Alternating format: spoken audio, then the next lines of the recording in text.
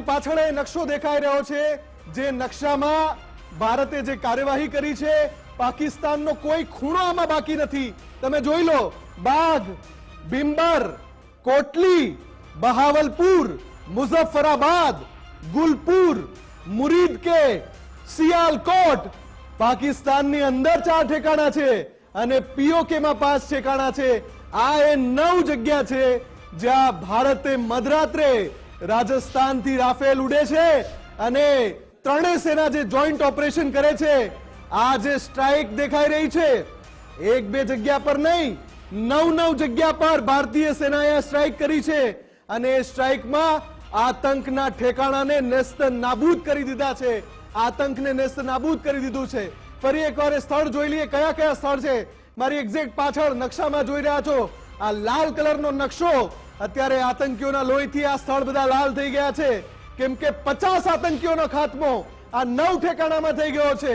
બાગ, કોટલી, ચક અમરુ, ભીમ્બર, બહાવલપુર અને મુઝફ્ફરાબાદ, સિયાલકોટ. જી મુફદ્દલ, આ જે જગ્યાઓ છે ને, આટલે સમજવાની જરૂરત છે કે આ બધા જ આતંકવાદીઓના લોન્ચ પેડ નથી. હું તમને કહું, લાસ્ટ ટાઈમ જ્યારે આપણે સર્જિકલ સ્ટ્રાઇક કરી અને બાલાકોટ સ્ટ્રાઇક કરી, ત્યારે આપણે આતંકવાદીઓને ટાર્ગેટ કરીને આતંકવાદીઓના લોન્ચ પેડ ઉપર અટેક કર્યો હતો.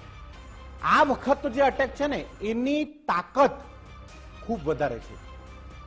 આ વખત આ બધી જગ્યાએ લોન્ચ પેડ નથી, આ આતંકવાદીઓના ચીફ કમાન્ડરોના મુખ્યાલય છે. મુખ્યાલય, હેડક્વાર્ટર્સ. આતંકવાદીઓ જેમ કે જૈશ-એ મોહમ્મદ હોય, લશ્કરે તૈયબા હોય, એના જે પ્રમુખ કમાન્ડર હોય, એ બધા પોતપોતાના ઓફિસ, એમના મદ્રસા અને એમના ઇન્સ્ટિટ્યુશન છે અને ત્યાં અટેક થયો છે અને સ્કેલ્પ મિસાઇલથી અટેક થયો છે. વારે ઘડી સ્કેલ્પ મિસાઇલની જે તાકાત છે એ બતાવવાની કોશિશ કરું છું કે જે રાફેલના ઉપર લોડ થઈને સ્કેલ્પ મિસાઇલ જાય છે અને જ્યાં એ સ્ટ્રાઇક કરે છે ને, ત્યારે અંદર જમીનમાં બી કોઈ વસ્તુ ના છોડે, એટલું ભસ્મીભૂત કરી નાખે છે અને એ પ્રકારનો અટેક થયો છે.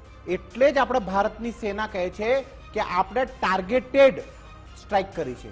આપણે એક પ્રિસાઇઝ લોકેશન ઉપર જઈને સ્ટ્રાઇક કરી છે, પિન પોઈન્ટ એટેક કર્યો છે. પિન પોઈન્ટ અટેક કર્યો છે અને જે 50 આતંકવાદીઓની મોતની જે ખબર આવી રહી છે એ એટલે સત્ય છે. હું તમને કહું છું, હજુ પાકિસ્તાનને બધા જ દેશો ફોન કરીને કહી રહ્યા છે કે હવે હુમલો ના કરતા હો, બાકી મરી જશો તમે, તમને કોઈ નહીં બચાવી શકે. અત્યારે અમેરિકાએ પાકિસ્તાનને કીધું છે કે તમે અટેક ના કરશો, જો તમે અટેક કર્યો તો પાકિસ્તાન ખતમ થઈ જશે નકશામાંથી. આ વાત અમેરિકાએ સમજાવી દીધી છે.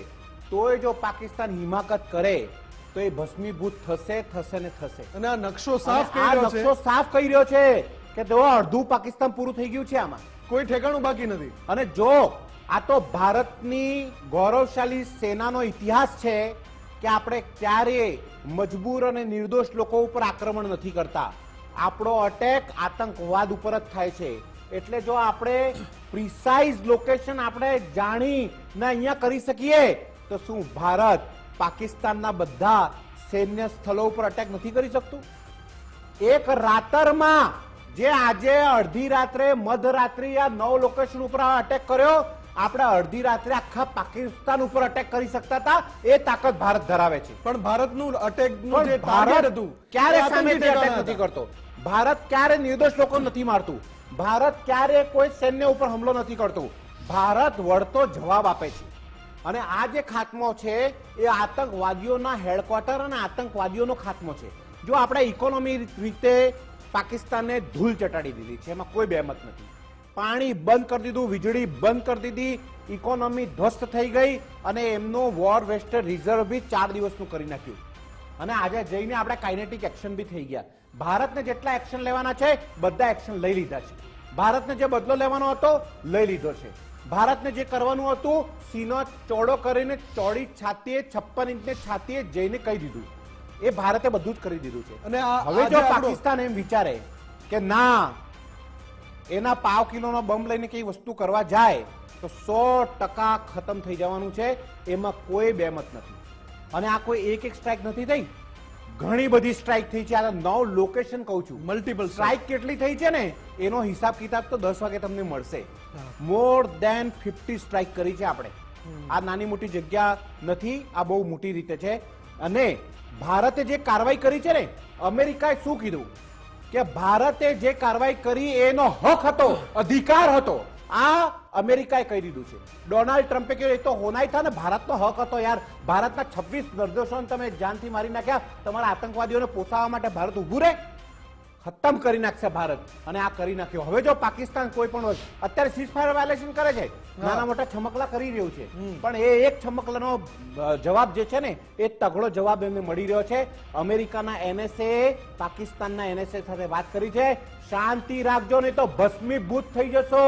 ભારતને કોઈ આ વખત રોકી નથી શકવાનું. આ ચોખ્ખી ચેતવણી આપી દીધી છે ને આ ચેતવણી જ સૌથી મોટી ચેતવણી છે. મુફદ્દલ, બીજો એક પીસીઆર ને કહીશ, એક ઇમેજ આવી છે તમારી પાસે જી. એ ઇમેજ વિક્રમે આપી છે. વિક્રમે યતીનને આપી છે. યતીને પીસીઆર માં આપી હશે ને અભિજીતે ની જવાબદારી છે અહીંયા બતાવે. હા, આ ઇમેજ ની વાત કરું છું. આટલું બધું બોલવું પડે ત્યારે ઇમેજ આવે. આ ફૂલ ફ્રેમ માં જો, મોદી કો બતા દેના, મોદી બતાને લગા. આનો ઇંતજાર હતો. આ ઇમેજ ક્યારની માંગતો તો અભિજીત, યતીન, વિક્રમ પાસે. પીસીઆર હવે પ્લે કરી છે. પણ આ બહુ જ મોટી, બહુ જ મોટો મેસેજ છે. મોદી કો બતા દેના, મોદી બતાને લગા. હવે અત્યારે બતાને લગા હે. તમે કઈ એનો જવાબ ના આપતો, ખાલી ખાલી લઈ લેજો, જે બતાવે જોઈ લેજો. જો તમે સામેથી બતાવવાની કોશિશ કરી, હિમાકત કરી, તો ઓપરેશન સિંદૂરમાં જે સિંદૂર દેખાય છે ને લાલ લાલ, એ 9 જગ્યા ઉપર નહીં, 900 જગ્યાઓ ઉપર બોમ્બ બિલકુલ ફોડવાની તાકાત ભારત ધરાવે છે. અને એના કારણે કહીએ છે, શાંત રહેજો, ચૂપચાપ બેસી જજો. ને આ આતંકવાદીઓને મારી નાખ્યા છે, નવા આતંકવાદી પેદા ના કરશો, નહીં તો પતી જશો. ખાત્મો થઈ જશે.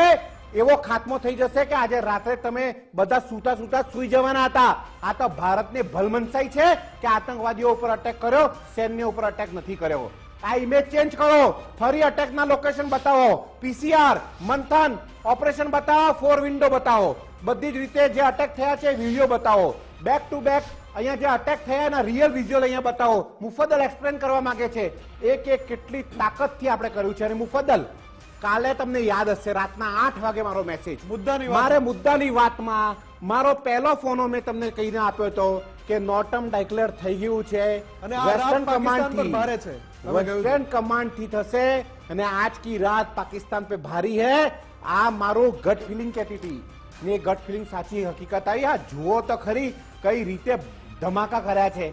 આ હાલત ખરાબ કરી નાખી છે પાકિસ્તાનની. તો આ જ વાત છે કે પાકિસ્તાન હવે જો સમજી જાય તો સારું, ના સમજે તો વધારે સારું. આપણે તો હંમેશાની ઝંઝટ મટી જાય એ ઈચ્છીએ છીએ.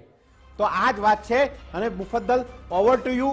શું તમે નવું બતાવી શકો એ બતાવો. હું એક નવી ઇન્ફોર્મેશન લઈને તમારા બિલકુલ. એટલે આતંકના આકાઓ અને આતંકના નેતાઓ બધા અત્યારે ગાયબ છે, કેમ કે ભારતે જો આ હાલત કરી છે. જોઈ લો આ તસવીરો. આ પહેલી તસવીર અમે આપને બતાવી રહ્યા છીએ ભારતની સર્જિકલ સ્ટ્રાઇકની, જે પાકિસ્તાનમાં ઘૂસીને, પાકિસ્તાનના એર સ્પેસમાં ઘૂસીને ભારતે આ હાલત કરી છે. આ તસવીર હજી પહેલી તસવીર છે. હજુ આવી ઘણી બધી તસવીર સામે આવવાની છે, કેમ કે જ્યારે મધરાત્રે ભારતે પાકિસ્તાનમાં ઘૂસીને એર સ્ટ્રાઇક કરી, એ સમયે જ્યારે ભારતની વાયુસેના આતંકીઓને એના ઠેકાણે પહોંચાડી રહી હતી, એના અંજામ સુધી પહોંચાડી રહી હતી, ત્યારે ગુજરાત ફર્સ્ટ પણ સાથે જાગતું હતું. અને ત્યારથી આ તસવીરો તમારી સામે લાવી રહ્યા છીએ.